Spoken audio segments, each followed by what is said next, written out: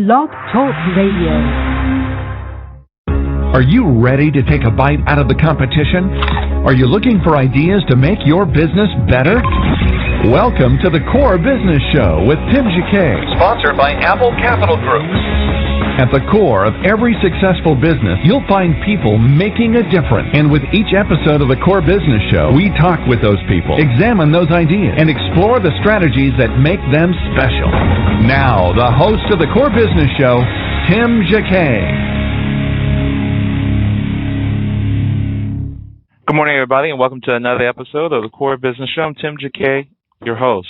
Today I have the pleasure of having Jeremy McDonald. He is a life coach. We're going to talk about his business and talk about all about life coaching and why we need to have one. So if you have any questions, you can post the questions in the chat room, or you can call 347-324-3460. You can call again. The number is 347-324-3460. Jeremy, welcome to the program. Thanks, Tim. I appreciate you having me on the show.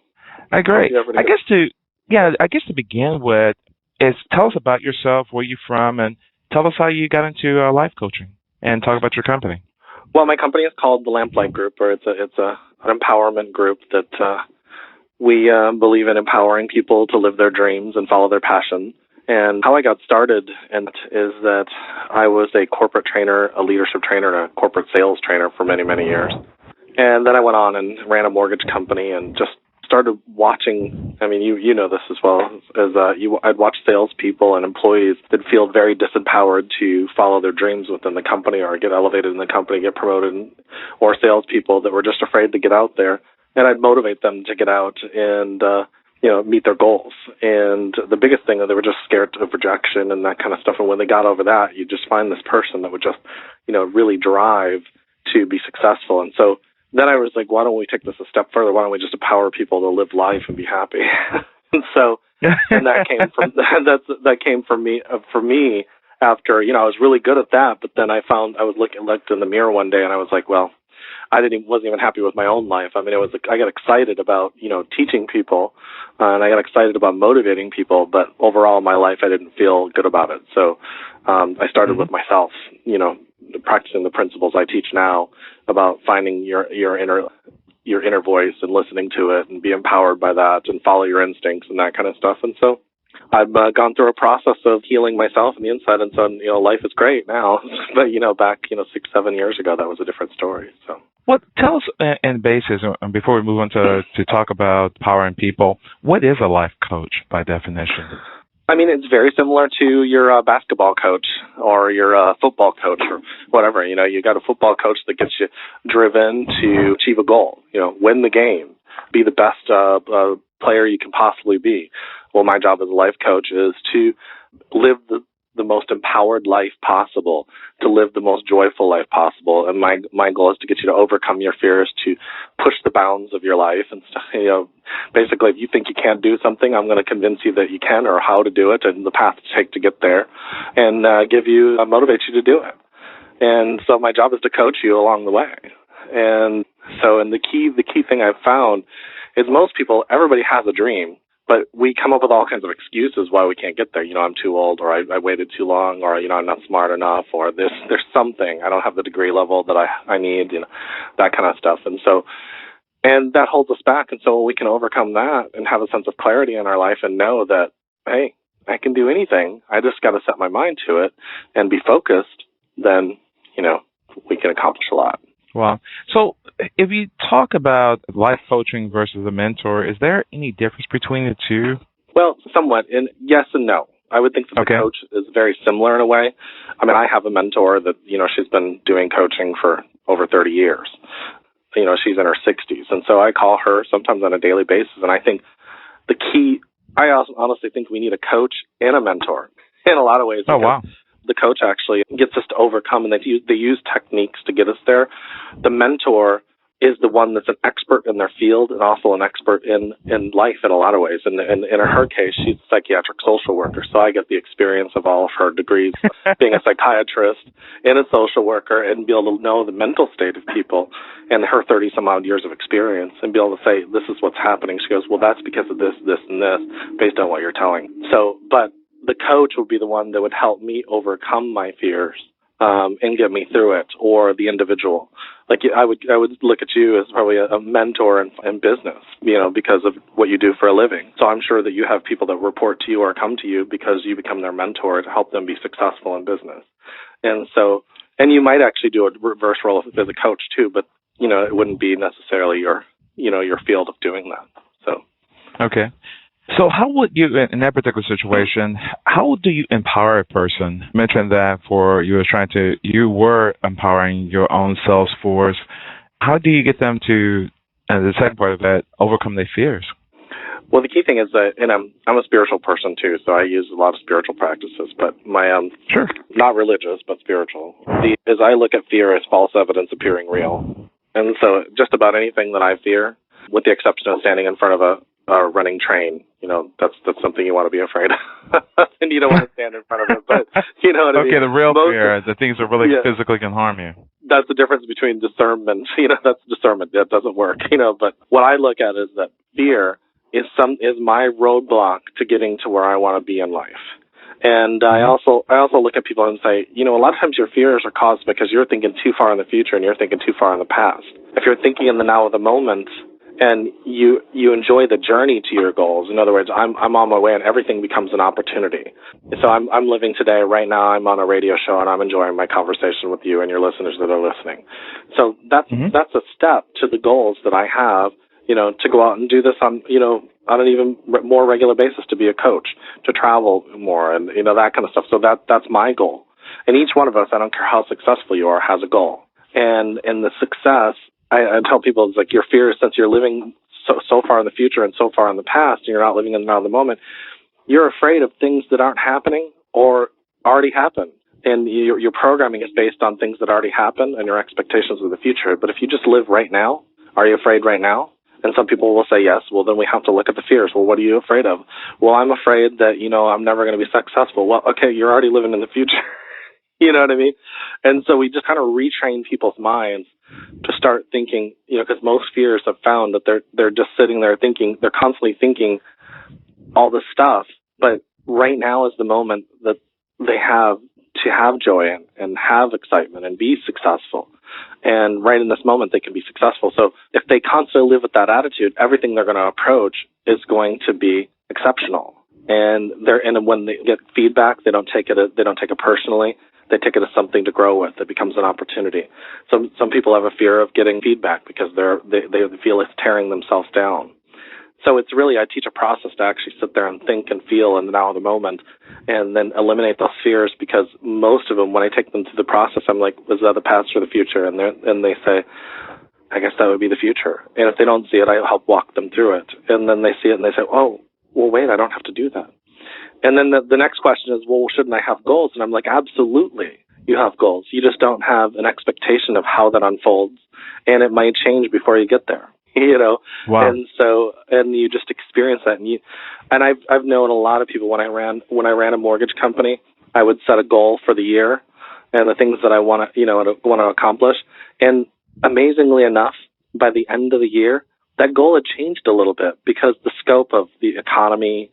And during the 1 year, that was when the mortgage industry crashed. So our whole focus of how we did business changed mid-year. So it became, instead of pounding the phones and calling people, it became relationship building. Getting out there and meeting local developers and that kind of stuff, because that was the way that we were going to do it, because there wasn't a refi boom going on. So it just changed the focus. And so I didn't have an expectation of how that was going to be done. I just had a goal of what I wanted to have done. And so, okay. But if we, yeah. Okay. Sorry. Well, good. What are the people's biggest fears or biggest challenges in life? Well, to answer your first question, you change a little bit. The people's biggest fear is public speaking, believe it or not. Wow. Death is actually 4th or 5th on the list of goals that they've taken. It's going to happen anyway. There's nothing you can do about that one. Right. Public speaking is number one. But I find a big fear on a lot of people is they've got a lot of dreams, but they're afraid to just take that first step. They're afraid of success. And and I get that too. I laughed at, I had to look at my life one time about 6-7 years ago is when I really started taking a look at it.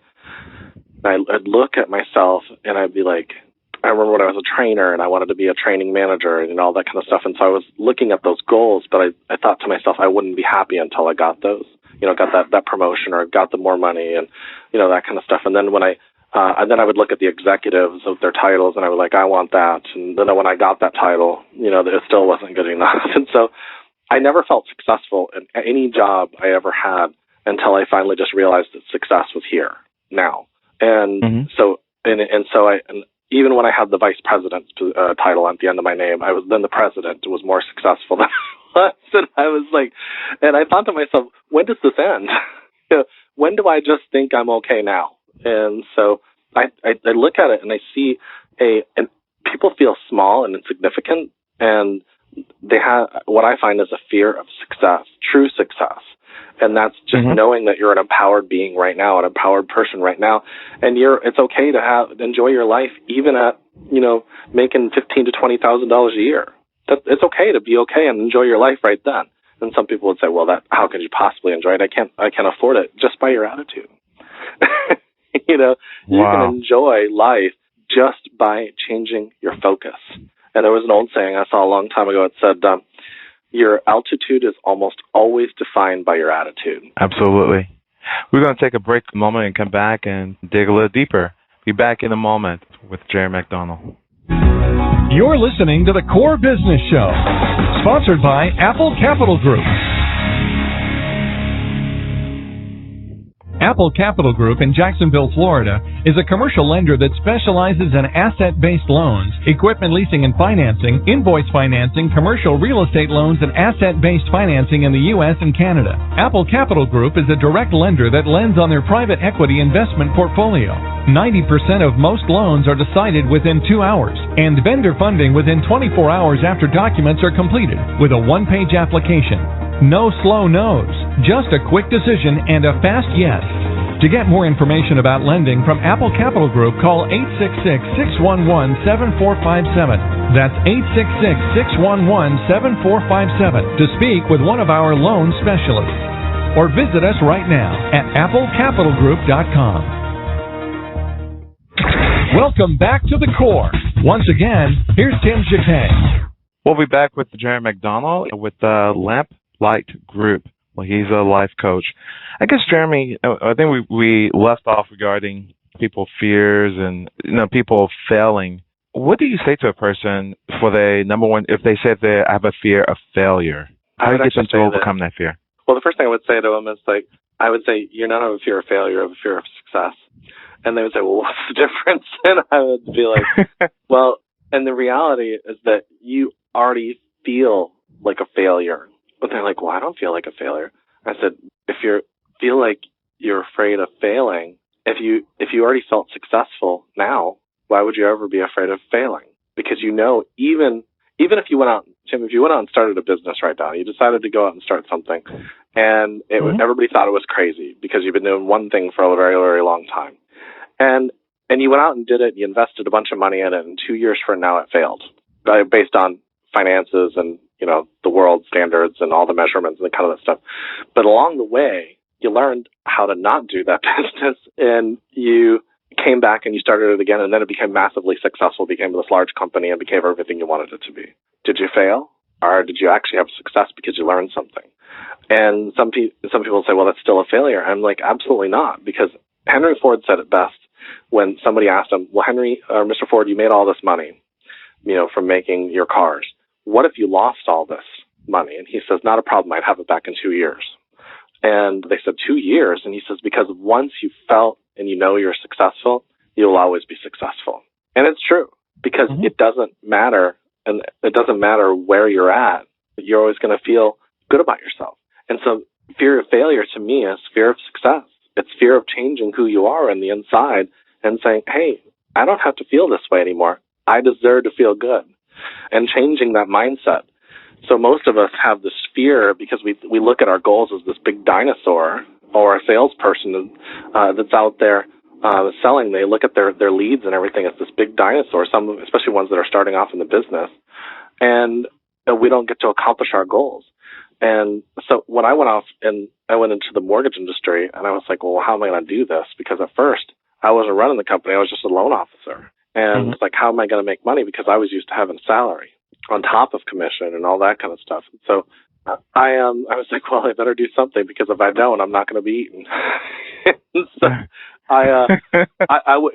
and I didn't like the haggling of, with, the refi boom of, points and all that kind of stuff. I was just like, I wanted to go out and build relationships. So I went out and I started knocking on doors at Pulte Homes and, all the home builders and that kind of stuff.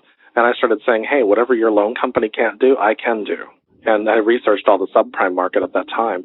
And I found a niche in the market. And so then they started sending me all the things that their company couldn't do. And I was like, wow. And I just didn't leave them alone. And I became friends with them. So you just went out there and continued to build relationships with them and so, one at a time.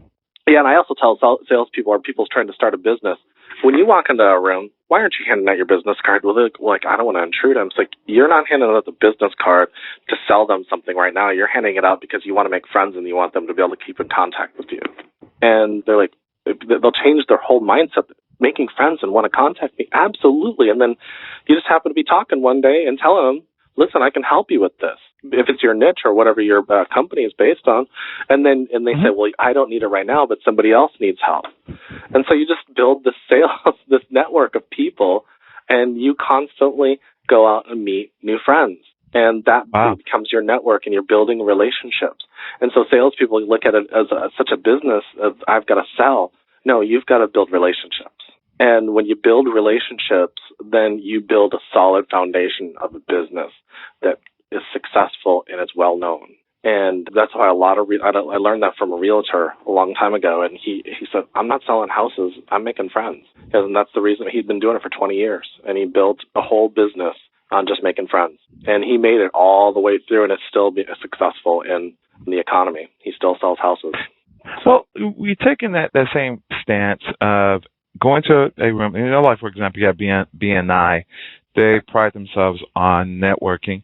But, when you go to a non-networking event like that and you go into a public room and all of a sudden, you're amongst the people you really don't know, and you got to pull yourself to try to go talk to them, and you say, just hand them your business card. Hey, I'm such and such. How would you approach a person like that? Well, one of the things I do is I'll give an example. I'm at somebody's house or for a party. Let's just use a social event. And I just start talking to people. I mean, that's what it's there for. We're supposed to be meeting new people and being social. Am I correct? And so I'll say to them, I said, here's my card. We need to keep in contact and do lunch or something. To me, it wasn't a business move. It was, I needed to be their friend. And then I have lunch with them. They're going to see my card, what I do. What do you do? Yeah, I see this. And then I can start talking about it. Then it's not about me selling. It's about them getting to know me as a person. And, and that plants a seed in their mind that says, oh, well, I might not need his help, but somebody else will. And so, I mean, I have that happen all the time. And I have a friend that's a photographer, and I told him once we were in a social event, I said, bring your camera and bring your business cards. Well, why would I? I'm like, because everybody likes their picture taken. Absolutely. And then the ones that don't, they'll tell you. And but at non-networking events, if I was in your office, I'd walk in and I'd walk back to your office and I'd talk to you, and I might say hi to people on the way and stop and ask them how their day is going, and why not? Why not? There's nothing that hurts in handing their business card to them, and they may think, who's this weird guy handing me a business card? But if I stop and just say good morning to them and, just take a few seconds to connect with them and then walk past, and I might get something personal from them and say, I had a little bit of trouble getting into work today, the kids, blah, blah, blah, blah, blah, blah, blah. And on the way back from your office, I might go, hey, give me a call. Let's talk about that. You know what I mean? Why not? I'm a life coach. And so I might be able to help them through the mindset that they have when the morning starts badly and something happens with their family, to help them change that in themselves so it doesn't affect them in work, it doesn't affect them in their family, and there might be something that I could help them with. And so, and you just kind of feel it. You just kind of feel it where you're at and how you're doing it, because there's certain situations where I don't hand out my business card, but there are a lot of times I do.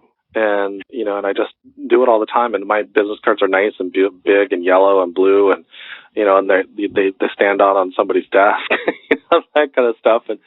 And the reason being is because I'm building the name of the group is Lamplight Group, and our slogan is Spiritual Light Movement. And it's about being that bright light, being that person that everybody looks to and says, hey, that guy's doing something. Absolutely. How do you begin to find your inner peace? That's a good question, because I started talking to my mentor about 6 years ago, and one of the things she said to me, because I was complaining about life, and she said, everything you complain about in another person is something you haven't looked at in yourself. And at first, it really ticked me off. And I was like, what are you talking about? And I said, no, they did this to me. And what I learned through the process is that every single person mirrors something back to me. And every time, it may be good, it may be bad, it may be, indifferent, but they're mirroring something back to me. So they become this gigantic reflector back to me. And these are all metaphors, by the way. So, but what I learned is that I would complain about something that they were doing to me. I would call somebody a liar and say, they lied to me. And she would respond back to me and say, well, have you ever lied? And I'm like, well, I'm not much of a liar. She goes, have you ever lied to yourself? And I'm like, I had to stop for a second. I said, well, I guess I have. And at first I was like, well, no, I've never lied to myself. And she said, well, have you ever told yourself something was okay when somebody was hurting you and never said anything and just let it go by and say, that was okay, but it still hurt you? And you let it fumed and built up inside of you, and then one day you blew up. I'm like, yeah. She goes, guess what? You lied to yourself and said it was okay. And I was like, I guess that makes sense. She goes, it doesn't mean you don't tell them, listen, I don't appreciate being lied to, but you look at it in yourself first. And what you do is you calm that reaction inside of yourself, so that when you go speak to them, you speak to them with compassion. And you speak to them with harmony and peace inside of yourself. You're not screaming at them of what they did to you. Or even if you're not screaming, you're not trying to make them feel bad. You're doing it from a sense of, hey, I didn't really like that, and this is the reason why, and this, and I just want to let you know. And so then they can look at it potentially and say, oh, I never really thought about it, that way. I just was, because sometimes people lie because they don't want to hurt your feelings. Mm-hmm. You know what I mean? So they're actually doing it from a place that they're trying to be nice. And they say, well, and I had recently where somebody wasn't telling me what was going on in their life, and I said, hey, why wouldn't you just tell me that? And they were like, well, I didn't want to hurt your feelings. And I said, just tell me. Let's just get it out. Even if I get a little bit upset, that would be about me. And then we move on, and we built a friendship based on trust. And so that's how I found inner peace. Is I just started looking at all that and realized that every time I get upset with somebody, every time I get disappointed, every time I get depressed as a result of the things going on around me, I'm the one that's doing it. They're not doing it to me. Yeah, they might cause the circumstances that create it around me, but I'm the one that chooses my attitude inside. Once I change all that, then it becomes really, you start finding this peacefulness inside of yourself. And sometimes you say things, that you need to, and you speak, I call it speaking our truth, and we move on and we let things go. But the most important part about that is, and all this, when I was going through all this and learning it, and I still use this process, is there's a guy named Viktor Frankl that wrote a bunch of books, and but he was a kid during the concentration camps in Nazi Germany, and he said the one thing that they could not take away from him is his power to choose how he felt inside. So they could do anything. They could do anything to his physical body. They could do anything to the people he loved around him, but they could never once change, and they could never beat out of him his one last freedom, and that was to change how he felt inside. They could never take that away from him.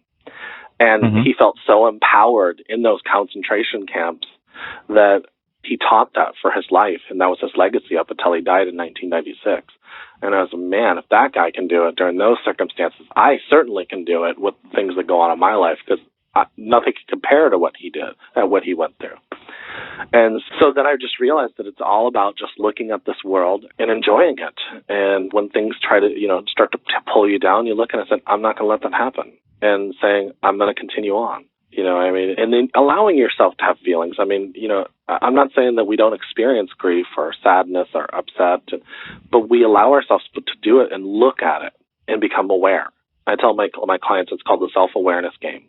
You just want to become aware of why you're there so that you can change that inside of yourself. Most people want to just push it off to the side and not look at it.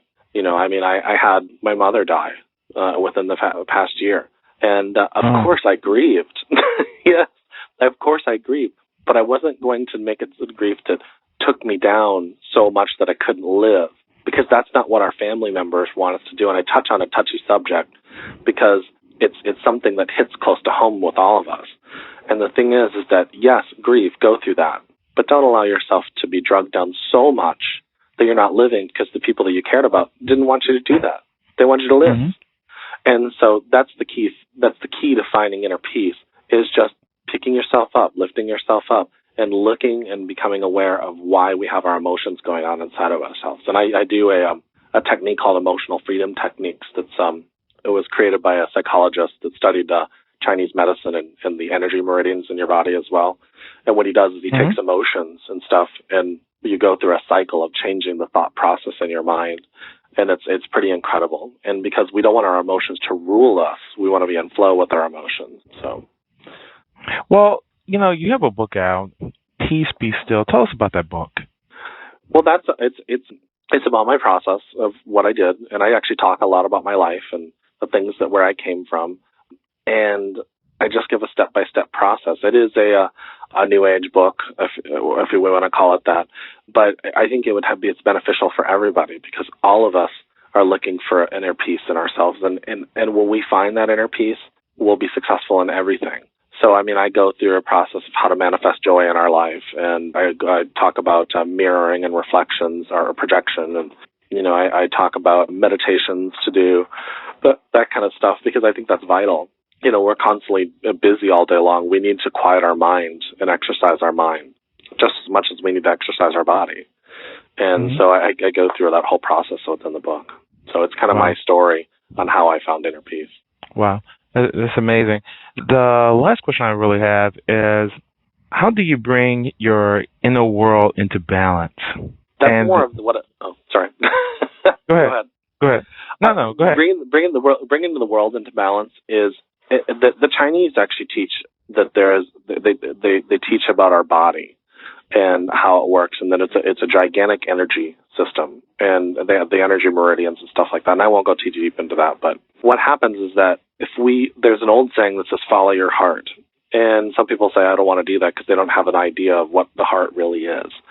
All the heart is your center. It's your balance.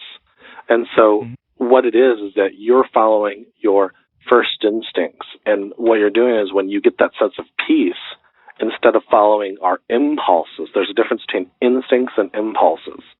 And so when we're following our instincts based on what our inner voice says, that calm, soft voice that says, go ahead and do it. Then when you're in balance with that, then your world you're operating from a sense of compassion and love. And, it's the process I take people through to feel that inner voice and start, having a relationship with it. But that's basically the gist of it. And it sounds a lot more difficult because people haven't done it. But once you start actually getting in there and doing it, it becomes, you look back and you're like, I don't even know why this was hard. Because what it is you're developing a relationship with your inner world. And that inner world is just that calming all those voices inside of our head, so we can listen to them. And as well as I do, I don't even care if you're spiritual or not, there is a voice in each one of us that tells us we can't do something.